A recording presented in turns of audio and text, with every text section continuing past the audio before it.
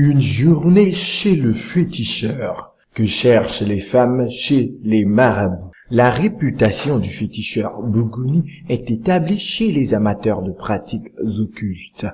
À Koumassi, son cabinet ne désemplit pas. Mais qui sont les clients du féticheur? Que cherchent ces hommes et ces femmes qui ne jurent que par le fétiche? Koumassi Prodomo. Un couloir étroit. Un duplex semblable à toutes les autres maisons du quartier. Notre guide pousse un portail en fer. Nous la suivons. Sur le pas de la porte, une odeur bizarre nous monte à la gorge. C'est comme une odeur de sang séché. L'arrière-cour du duplex, puis le salon où plusieurs personnes attendent dans les fauteuils défraîchis. Une vieille femme est couchée à même le sol. Elle lance des courris et accompagne ses gestes d'incantation. En face d'elle, un jeune homme très attentif à ce qu'elle baragouine. C'est une féticheuse en pleine consultation. Bougouni est au premier étage, murmure la dame qui nous sert de guide. L'odeur bizarre est encore plus forte dans le salon, mais ne semble pas du tout indisposer ceux qui attendent. Une belle jeune dame, très élégante dans son ensemble pagne. Une jeune fille, habillée à la dernière mode, pantalon plaqué, piercing à la lèvre inférieure et chaînette aux pieds. Un homme assez corpulent en boubou richement brodé. À entendre les instructions que ce dernier donne au téléphone, on devine que c'est un transporteur. Après le coup de fil de l'homme, le silence. Seule la voix de la jeteuse de courrier trouble ce silence par intermittence. Au bout de quelques minutes d'attente, un couple descend les escaliers. Après une visite au sanctuaire du maître des lieux. L'homme doit avoir entre 45 et 50 ans, la dame à la quarantaine. Ils ont le sourire et discutent avec les employés du féticheur. À les écouter, le féticheur a réglé leurs problèmes de stérilité. Grâce à lui, ils ont pu avoir un enfant, alors ils sont venus lui dire merci avec un cadeau. Après le couple, une quinzaine de minutes passent. Une femme, la trentaine, descend les escaliers à son tour. Sans mot dire, elle sort des clés de voiture, se dirige vers la sortie. Le féticheur envoie une de ses employées nous chercher. Notre guide et nous-mêmes prenons les escaliers. Au fur et à mesure que nous montons les marches, l'odeur bizarre se fait de plus en plus forte. Au bout des escaliers, un banc. D'autres personnes attendent.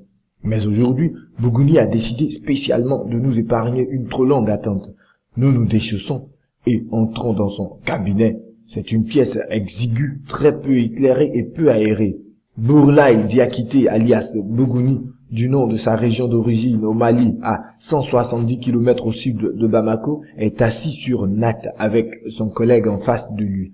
Ils sont beaucoup plus jeunes que ce que nous imaginons.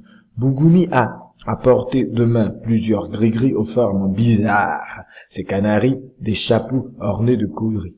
Dans un coin de la petite pièce, du sable très fin avec des traces de doigts.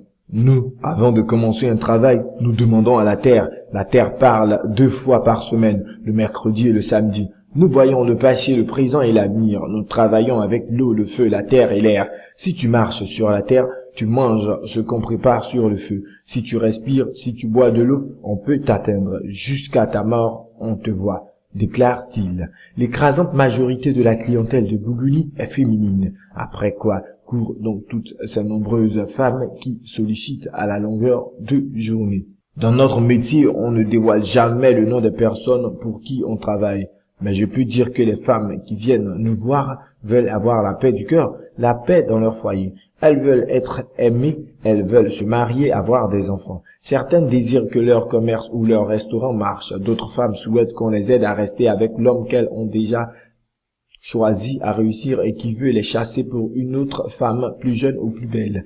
Il y a des femmes qui sont belles avec toutes les qualités mais qui ne trouvent pas de mari. Nous réglons aussi ce genre de problème. À entendre parler Bougouni, il a aussi la solution pour aider un homme à se faire aimer d'une femme qui ne l'aime pas ou qui s'intéresse pas à lui. Selon notre féticheur, il suffit de se laver avec une décoction et de suivre certaines instructions pour que la femme vienne à vous. Mais si la femme est déjà mariée ou s'il vit avec quelqu'un, je ne peux rien faire. Je préfère refuser de prendre ton argent. Il n'y a pas que les problèmes de cœur que Bougouni prétend régler. Il dit ne pas pouvoir multiplier l'argent comme les Jinamori, magiciens. Mais il peut aider un homme ou une femme à prospérer en augmentant sa chance. Sur un mur du sanctuaire, une médaille française de sport militaire est accrochée. Bougouni explique qu'elle lui a été offerte par un pilote français de l'opération Serval dans le nord du Mali. Selon lui, le pilote était tellement satisfait de sa protection mystique qu'il a tenu à lui faire un cadeau supplémentaire en dehors de l'argent et des animaux de sacrifice. Le féticheur est parfois obligé d'aller loin, très loin, pour trouver les plantes qui sont à la base de certaines mixtures ou préparations. Pour être un bon féticheur, il faut avoir de bonnes plantes. Nous, chaque année, nous allons chez nous au Mali pour chercher des plantes. Les mêmes plantes existent en Côte d'Ivoire, mais ici, elles absorbent trop d'eau et ce n'est pas bon pour le fétiche. Il y a par exemple des médicaments pour lesquels il faut attendre la nuit et se mettre tout nu avant de les cueillir.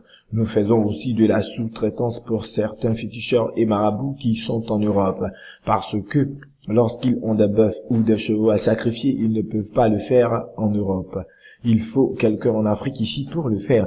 Il y en a qui nous confient tout le travail de leurs clients là-bas en Europe. Notre fétiche, notre Dieu, peut faire beaucoup de choses.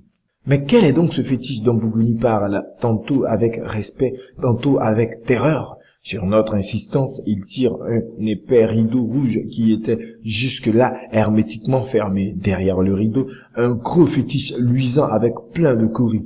Difficile de regarder longtemps cette chose sans éprouver une espèce de malaise. Et comme pour toutes les choses mystiques qui se pratiquent dans l'obscurité, rien n'est gratuit. Quand un pacte n'est pas respecté, la colère du fétiche peut s'avérer mortelle pour le féticheur. Selon Bougouni, son propre fétiche a tenté plusieurs fois de tuer dans des accidents de circulation pour des manquements.